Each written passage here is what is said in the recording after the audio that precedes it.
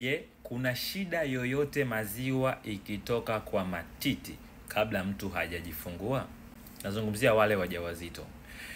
Kabla sijajibu hili swali, ni lazima tuelewe ya kwamba maziwa, ujauzito pamoja na michakato yote anayopitia mwanamke kwenye mfumo wake wa uzazi huwa inaratibiwa na hormone.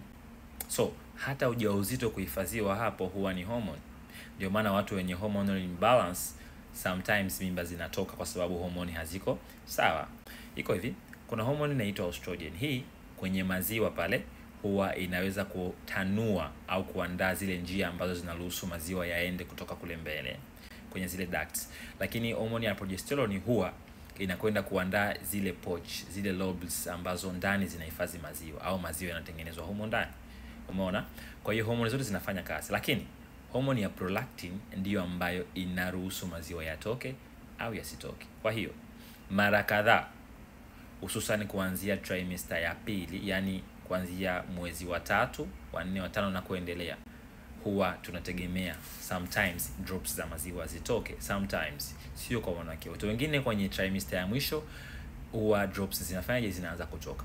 Ni pale ambapo homoni zinakuwa zimekinzana kidogo, kwa sababu hii estrogen na progesterone zinaandaa tu mazingira ila haziruhusu yatoke, zinamzuia prolactin yasitoe maziwa. So sometimes prolactin anaweza kuja juu na akatoa maziwa. So it's okay, sio swala la kuwazia.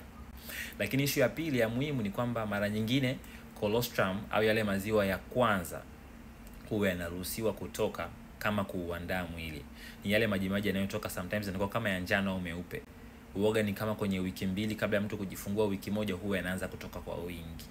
Huwa ni ishara ya kwamba kama yanaandaa au yanakutaarifu ya kwamba something is coming. Issue nyingine hapo ya muhimu ni swala la excitement, au niseme mwanamke akipata msisimuko wa kihisia, sometimes anasababisha oxytocin izalishwe kwa wingi. Oxytocin ikija kwa wingi huwa inaruhusu sehemu fulani ya maziwa kutoka. So ni kitu ambacho hakihitaji hata kwenda hospitali, just relax. Tena mshukuru Mungu, kuna watu ambao wanajifungua maziwa hayatoki kabisa.